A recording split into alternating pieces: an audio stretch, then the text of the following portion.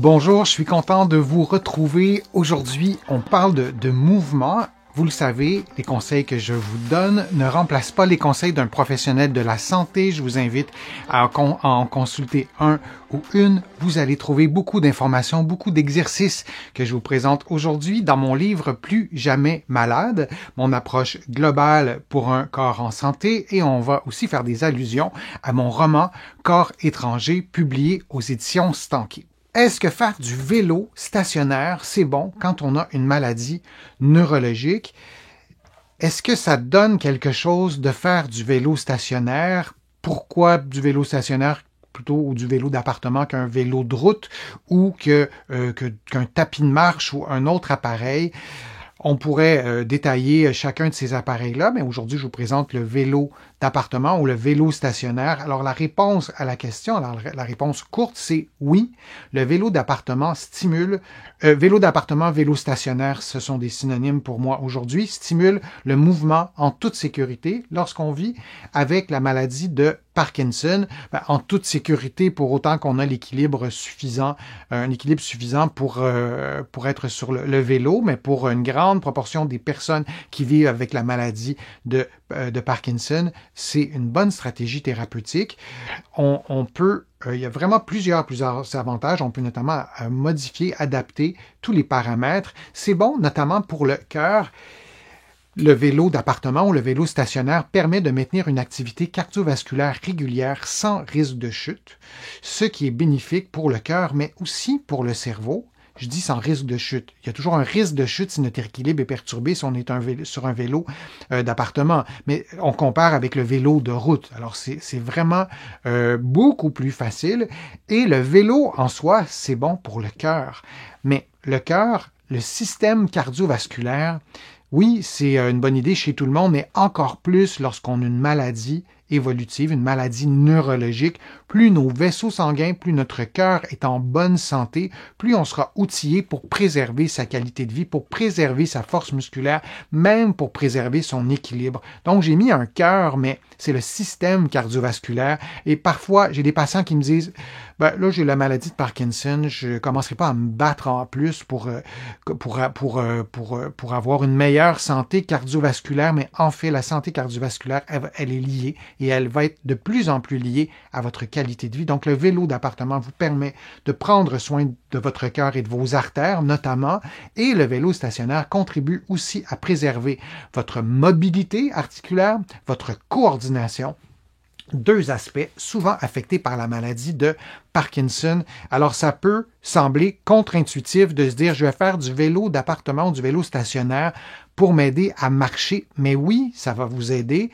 D'abord, le vélo stimule beaucoup de muscles, mais notamment les muscles, les gros muscles, les quadriceps, stimulent les muscles de la posture lorsque vous êtes sur un vélo d'appartement. Lorsque vous pédalez, si vos muscles de la posture sont inactifs, vous ne pourrez pas. La coordination aussi, les deux pédaliers sont là, vos pieds sont sur les pédaliers, et là, vous devez faire des mouvements coordonnés avec le côté gauche, côté droit. Il y a une alternance entre les mouvements dans un vélo, d'appartement, de route ou stationnaire, et cette alternance-là, elle est présente aussi lorsque vous marchez. Alors, c'est une façon de décortiquer un peu certains paramètres qui sont nécessaires lorsque vous marchez, de faire du vélo stationnaire. Et je répète, pour votre endurance cardiovasculaire, c'est aussi une petite merveille, ce vélo d'appartement.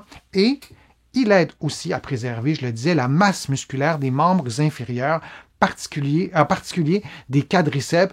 Vous voyez un exercice adossé au mur que je vous ai souvent présenté de différentes formes. On peut aussi garder la position statique. Ça serait un bon exercice au mur, assis au mur comme vous le voyez, soit de faire le mouvement que vous voyez, ou soit de vous adosser au mur et rester dans la même position 30 secondes 4 fois, et d'alterner entre ça et, disons, 5 minutes, 10 minutes de vélo stationnaire.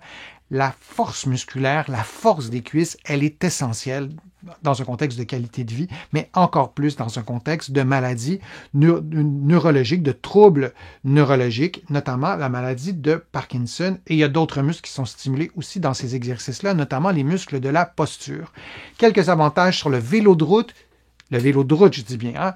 Ben, donc des avantages du vélo d'appartement sur le vélo de route, mais la stabilité, elle est accrue, l'environnement est contrôlé, la météo, la circulation, les distractions dans un contexte de maladie de Parkinson, on peut avoir aussi parfois l'attention sélective qui est un peu diminuée, donc on contrôle beaucoup mieux les paramètres, l'accès est facilité, l'accès, pour monter sur le vélo, mais aussi pour se rendre à un endroit où vous pourriez faire du vélo de route, dans votre vélo d'appartement, dans votre appartement ou sur votre balcon ou ailleurs. Dans un gym aussi, ça peut être, c'est beaucoup plus facile d'accès. Vous pouvez modifier la charge ou l'effort au niveau des jambes et vous pouvez le paramétrer. Probablement que votre vélo, vous avez une petite roulette, un petit bouton qui vous permet d'ajuster la résistance. Alors, ça vous permet de mesurer aussi, d'augmenter un peu par rapport à il y a 3 jours ou de diminuer et de mieux comprendre l'évolution de votre force musculaire.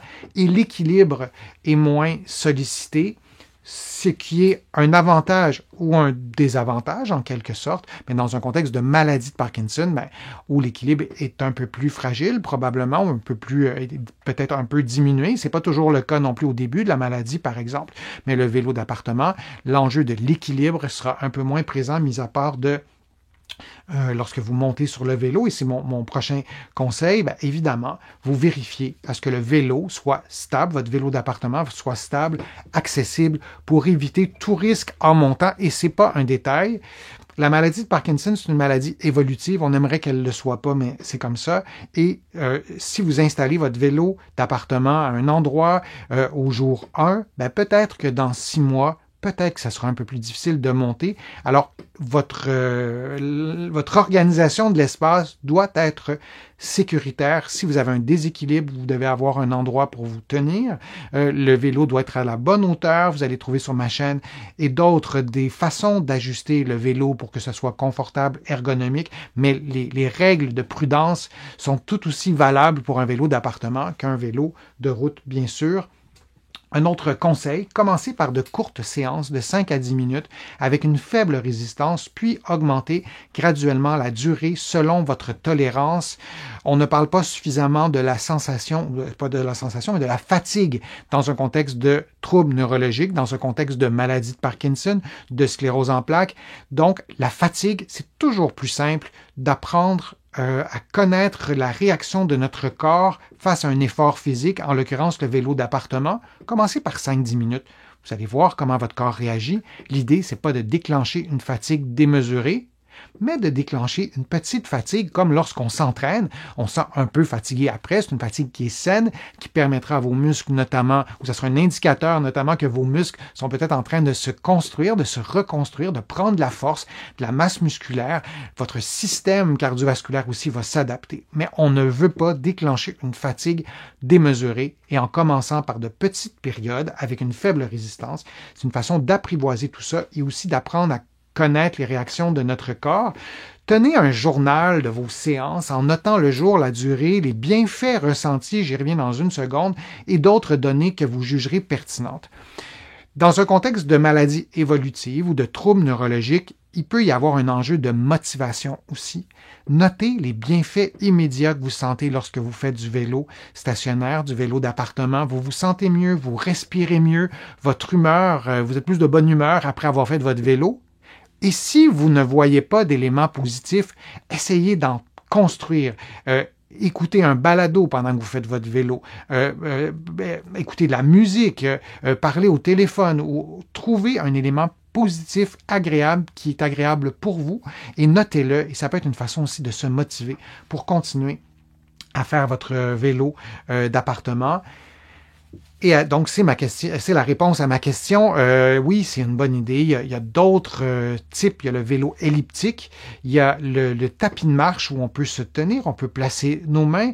Il y a le tapis de course aussi. Il y a certaines personnes qui ont une maladie de Parkinson, qui est à ses débuts, qui peuvent pratiquer de la course à pied. Si, par exemple, ces personnes pratiquaient de la course à pied avant, parce qu'il y a tout cet enjeu-là aussi, ce que vous aimez, ce que vous faisiez avant le diagnostic, essayez de continuer à faire ce que vous aimiez et de continuer à le faire parce que vous aimez et vous aimerez probablement encore ça pendant, espérons-le, le plus longtemps possible. Je vous remercie de votre participation, je vous remercie de vos questions.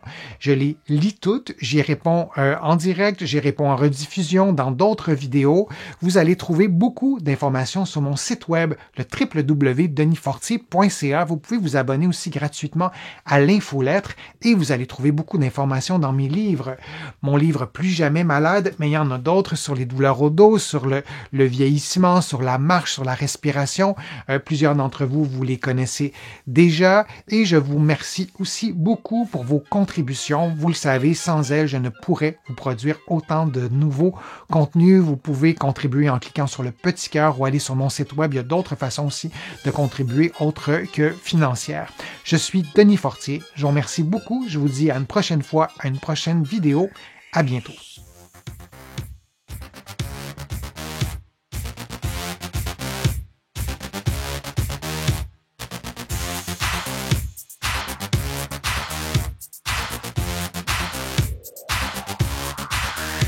Shh.